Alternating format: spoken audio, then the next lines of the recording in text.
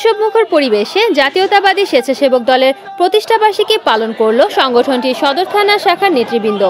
এই উপলক্ষে নারায়ণগঞ্জ শহরে বর্ণাঢ্য র্যালি বের করেন তারা।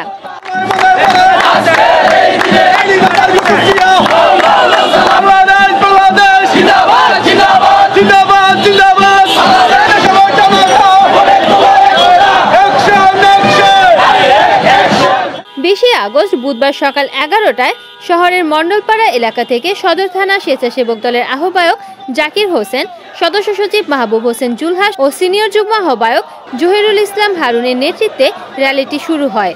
পরে তা 2 নং রেলগেট চাষারা মোড় হয়ে মিশনপাড়া এলাকায় সংক্ষিপ্ত পথসভার মধ্য দিয়ে শেষ হয়।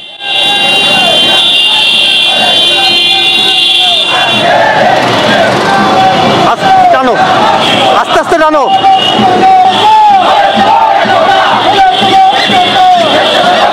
র্যালিতে সদর থানার অন্তর্গত বিভিন্ন ওয়ার্ড ও ইউনিয়নের নেতাকর্মীরা নেচে গেয়ে আর বাদ্য বাজিয়ে র্যালিতে অংশ নেয়। নারায়ণগঞ্জ সদর থানা স্বেচ্ছাসেবক দলের আনন্দ র্যালিতে প্রধান অতিথি হিসেবে ছিলেন সাখাওয়াত ইসলাম রানা সহ বিশেষ অতিথি মহানগরের যুগ্ম আহ্বায়ক সাহেবুল্লাহ রোমান, নেতৃবৃন্দ এবং সদস্যরা অতিথি হিসেবে অংশগ্রহণ করেন। র্যালিতে অংশ নিয়ে রানা বলেন, প্রতিষ্ঠাবার্ষিকী উপলক্ষে আপনারা কি কি কর্মসূচি পালন? আমরা বন্দর থানা উপজেলা থানা স্বাস্থ্য কমপ্লেক্সটা পরিষ্কার পরিচ্ছন্ন করব, সেখানে ডাস্টবিন বসাবো এবং গাছ বপন করব। এই মোটামুটি এই ধরনের জনকল্যাণমূলক কাজগুলোই আমরা করব। আগামী নির্বাচনে আপনাদের বার্তা কি থাকবে জনগণের? আসলে বিএনপিতে কর্মীর অভাব নাই, কিন্তু জনগণকে পাশে রাখার কিভাবে রাখতে হবে, জনগণ কি চায়, মেইন মেসেজ হলো চেয়ারম্যানের জনগণ কি চায়।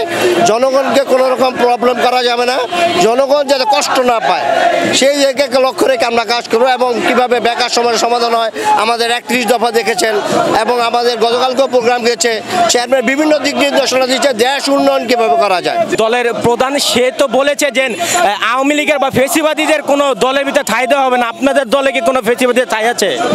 না না, আওয়ামী লীগের ফেসিবাদের তো দলে ঢুকানো কোনো প্রশ্নই আসে না। আমরা এগুলা করব না। এরকম কেউ যদি ভুলক্রমে ঢুকে পড়ে আমরা তা সরাসরি তাকে বহিষ্কার। স্বেচ্ছাসেবক দল কেন করবে? আসলে স্বেচ্ছাসেবক দল মানে স্বেচ্ছায় শ্রম দেওয়া, সমাজের লোকের কাজ করা। জিয়াউর রহমান সেই লক্ষ্যে এই দলটাকে প্রতিষ্ঠিত করেছে এবং আমরা হাঁটি হাঁটি পা পা করে অল্প অল্প করে চেষ্টা করছি কিভাবে জনগণকে সাহায্য সহযোগিতা করা যায়।